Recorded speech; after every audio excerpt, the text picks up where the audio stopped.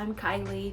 If you're already subscribed to my channel, you know that this is English by Kylie, and if you're not subscribed yet, be sure to subscribe if you're trying to improve your English, if you want to learn about better ways to communicate, more vocabulary, and just to be overall more confident in your English abilities.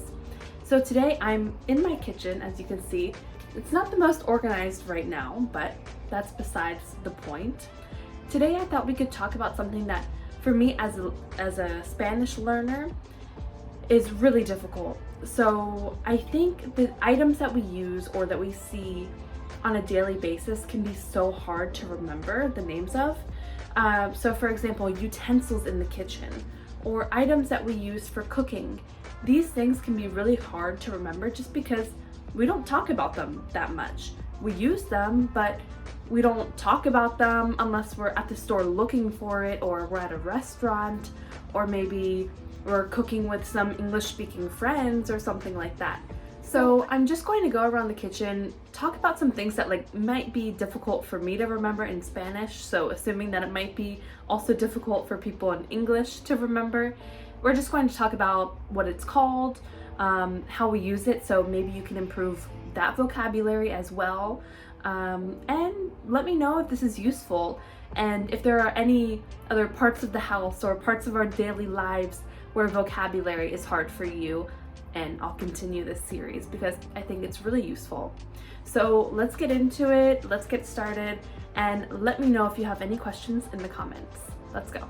I have two objects to talk about first, and I'm smiling because I opened one of the drawers that I have here in the kitchen, and these two objects really stuck out to me because English can be so obvious sometimes. So we call this a can opener, okay? And this here would be a bottle opener, and the bottom part, which I'm sure most of us know it, is for wine. We can call, well, it's called a corkscrew, but if you called it a wine opener, everyone would understand. So a lot of times we have official names for objects, but then we come up with something so simple, straightforward like wine opener, that makes it just easier. And if you think wine opener, the object to open wine, or bottle opener, the object to open a bottle. And then this other one that I first mentioned, a can opener, the object to open a can. So this is not the only time that that happens. There are a lot of objects, a lot of things that we use that have those obvious names. I can't think of any right now in this moment, but I'm sure at some point we might come across another object like that. I have two other objects that for me in Spanish are sometimes hard to remember. I know the words, but sometimes I confuse them, so that might happen to you. So we have a pot, not the nicest, cleanest pot, but a pot, and then we have a pan, okay? So obviously some are bigger, some are smaller, but yeah. So pot, and pan. At the beginning of the video, I told you I would probably find another example about how English can be so straightforward and easy. Not easy, but easier. So I have here 3 different types of knives. I could get more, but they're in the dishwasher. So let's just use these 3 as an example, okay? So here is just like a regular knife, right? This is what we would use for most meals. And this one, I think it's like technically for cheese and pate and that type of thing. But yeah, I guess you could also call this a butter knife. I don't know, but anyway, it just shows that we have a regular knife, butter knife, and then, or cheese knife, whatever. And then a steak knife. So, and it doesn't stop there. So steak knife, butter knife, cheese knife. We also have a bread knife, and then there are many other different types of knives. And to keep in mind, the plural of knife is knives with a V-E-S. Let's move on to appliances, because we all use the same type of appliances depending on what we like to cook. We all have some staple appliances in our kitchens. So first of all, my oven. So this is the oven, okay? Handy dandy oven, and then on top, this is called a stove. Stove, you can say stove or stovetop. And then on the stovetop you have typically 4 burners. Maybe you're a little bit more fancy than I am and you have more burners, but typically you would have 4 burners on your stovetop or stove. Of course, we have other appliances that are crucial for, well, at least for me when I'm cooking. So let's talk about them. So here we have the microwave, okay? The microwave, so important, so useful, right? Here I have a juicer. So a juicer, this is another obvious name. The object to make juice, juicer.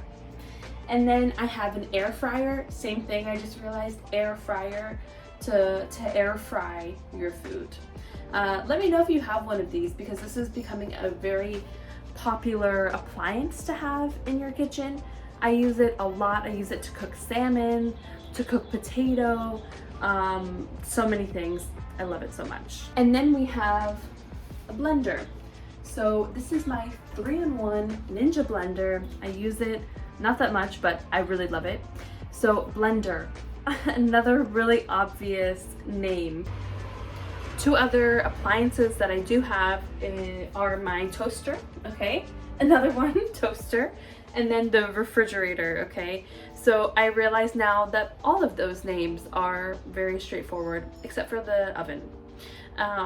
So yeah, let me know also what appliance you use the most, because I think I would probably I use my stovetop the most out of everything. The last objects I want to talk about are crucial objects, at least for me, because I clean a lot. So first we have the dustpan, okay? So dustpan, you use this with your broom, and it's really dirty. I need to clean that. So broom and dustpan go together. And then you have a mop. My mop's upstairs, so I was too lazy to go get it, but a mop. So mop to clean the floor with water and soap, and then the broom to sweep, and then the dustpan to gather it all up. Do you have any questions about anything we talked about, or maybe you have some objects that you use a lot that you always forget the names of? Let me know in the comments if you have any suggestions of things that you want to learn, or if there's another room in the house that you need help with to remember the vocabulary, or any other topic that you want to see on video related to English. Let me know. If you like this video, don't forget to like and subscribe, and let me know, like I said before, any suggestions or things you want to learn about in English in the comments. Thanks a lot for watching. See ya.